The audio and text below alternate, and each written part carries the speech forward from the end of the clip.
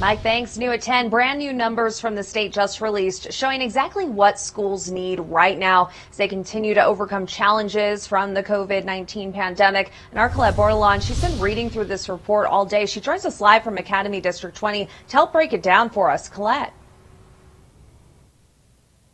This is one of 20 districts here in the Pikes Peak region that filled out that survey back in the fall. Now, some of those big takeaways include teachers' mental health and how to help, students' loss of learning, and device and connectivity issues. But when you look at the numbers, it's clear some strides have been made since the spring.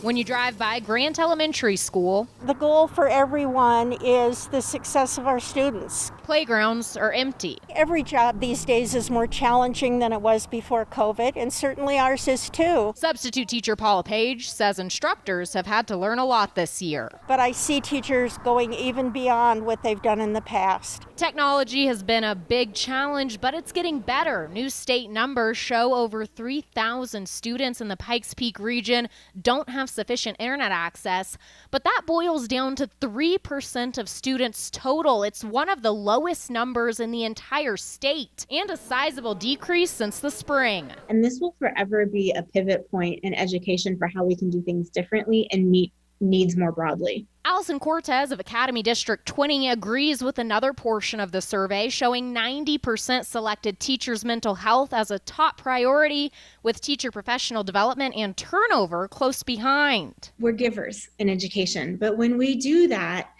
that means we might not be taking care of ourselves. To combat that, the district has groups where teachers can learn to manage stress and days dedicated to tricks on taking care of yourself.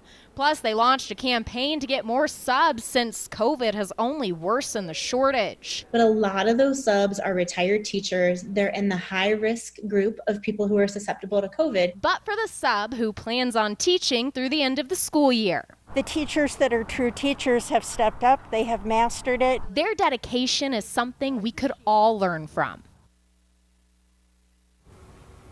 I also reached out to our local teachers union here in the Springs. They pointed out that students with device or connectivity issues may not have access to one or the other, specifically those students in low-income or rural areas. Now, they also say teacher resignations are on the rise, but one way to help combat teacher fatigue, making sure employees feel valued. They say that leads to better performance and less turnover. I'll have their full statement for you on KOAA.com along with those survey results. Always watching out for you, Colorado Springs. Colette Bordelon, News 5.